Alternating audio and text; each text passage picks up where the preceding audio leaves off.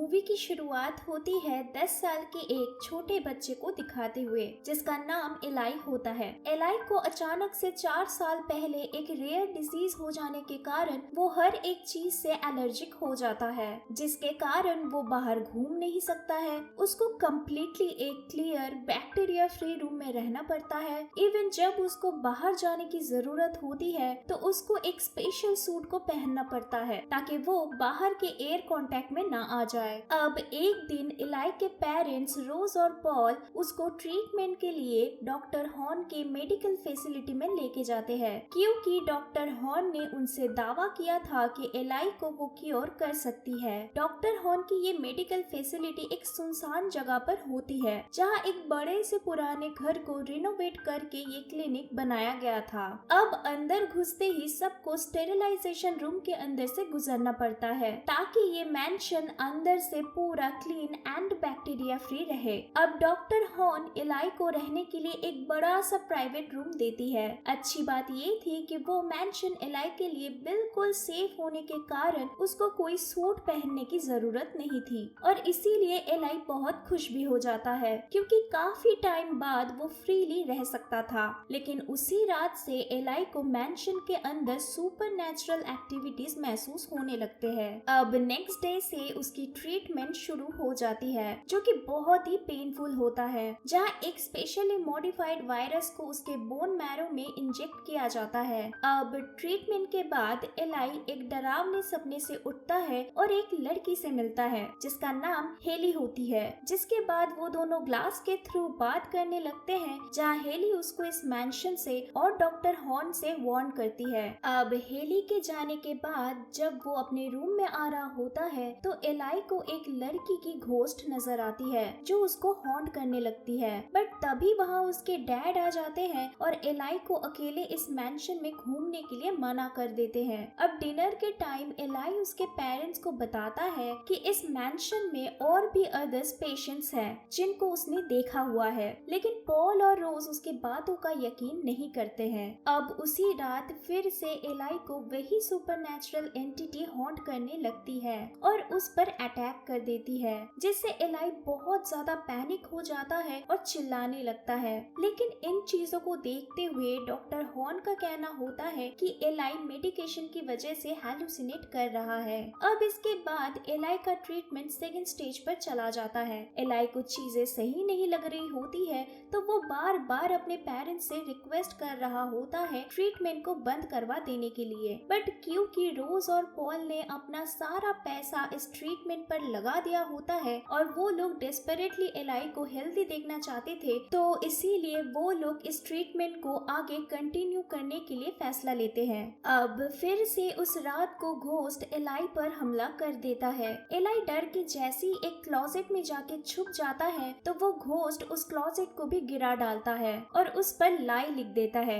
लेकिन इसके बाद आवाज सुन के जब डॉक्टर हॉर्न और उसके पेरेंट्स वहाँ आ जाते हैं तो वो लोग उल्टा एलाई पर ही ब्लेम देने लगते हैं क्लोजेट को गिरा देने के लिए। अब उसी रात हेली फिर से मिलने आती है, जहाँ एलाई उसको बताता है कि ये मेंशन उसको हॉन्टेड लगता है। रिप्लाई में हेली बताती है कि एलाई के पहले जो बच्चा यहाँ ट्रीटमेंट के लिए रहने आया था उसने भी यही सेम बातें कही थी, लेकिन उसके थर्ड ट्रीटमेंट के बाद हेली को वो बच्चा इधर और नजर नहीं आया। अब यही बातों के दौरान एलाई को महसूस होता है कि उसके पीछे कॉरिडोर में कोई और भी है। वो जैसे ही वहाँ चेक करने जाता है तभी वही घोस्ट उस पर फिर से हमला कर देता है और इधर हम व्यूअर्स ग्लास के रिफ्लेक्शन में टोटल 3 घोस्ट को देखते हैं जो कि सारे सेम एज के बच्चे थे। वो सारे घोस्ट एलाई को घसीटते हुए स्टेरिलाइजेशन रूम के अंदर लेके जाते हैं और बाहर का दरवाजा खोल देते हैं, जिससे एलाई को रिएक्शंस के साथ सफोकेशन होना शुरू हो जाता है। लेकिन तभी डॉक्टर हॉर्न वहाँ आ जाती है और एलाई को बचा लेती है।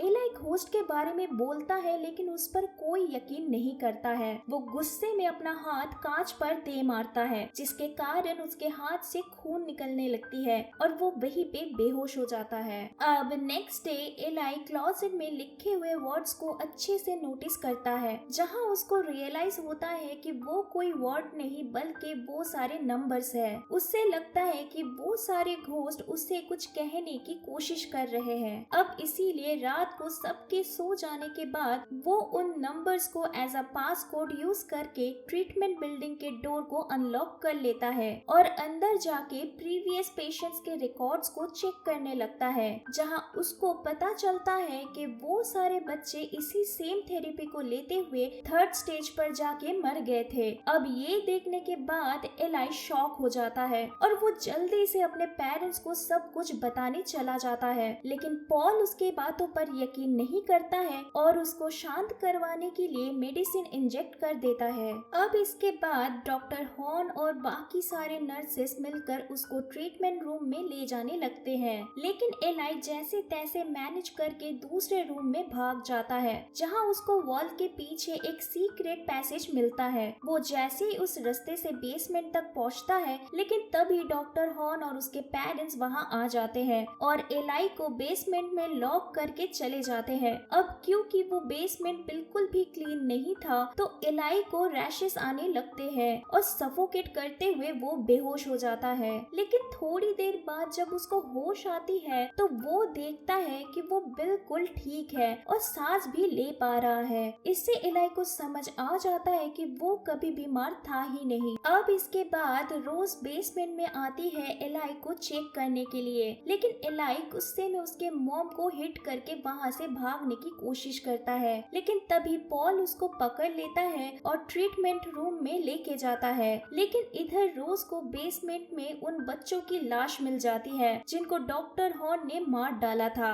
अब उन डेड बॉडीज को देखने के बाद रोज अपने बेटे को बचाने के लिए नाइफ लेकर ट्रीटमेंट रूम में चली आती है और डेड बॉडीज के बारे में पॉल को बता देती है, लेकिन सब कुछ जानने के बाद भी पॉल धोखे से नाइफ को रोज के पास से लेकर डॉक्टर हॉर्न को दे देता है और रोज को पकड़ के रखता है। अब इसके बाद एलाई के मॉम से हमें पता चलता है कि रोज ने प्रेग्नेंट होने के लिए डेविल से प्रे किया था। एलाई एक्चुअली डेविल यानी कि शैतान का चाइल्ड है और इसीलिए एलाई को आउटसाइड से दूर रखा गया था ताकि उससे कोई और हर्ट ना हो जाए। रोज और पॉल एलाई को यहाँ लेके आए थे ताकि एलाई के सोल को क्योर करके उसके अंदर से इविल को निकाला जा सके। डॉक्टर हॉर्न और बाकी दो नर्सेस एक्चुअली नन होते हैं जो कि एलाई के अंदर रही इविल पावर्स को खत्म करने के लिए उसके बॉडी में होली वाटर इंजेक्ट कर रहे थे। लेकिन अब जब डॉक्टर हॉर्न को रियलाइज हो जाता है कि एलाई का इविल पावर बहुत ज्यादा स्ट्रॉन्ग है, तो डॉक्टर हॉर्न एलाई को मारने के लिए नाइफ से स्टैब करने जाती है, लेकिन तभी एलाई डेविल में टर्न हो जाता है और उसके इविल पावर्स को यूज करते हुए डॉक्टर हॉर्न को मार डालता है और गुस्से में बाकी दो नन्स को भी जला डालता है। अब जब पॉल देखता है कि एलाई डेविल में टर्न हो चुका है, तो वो उसको जैसे ही मारने की कोशिश करता है,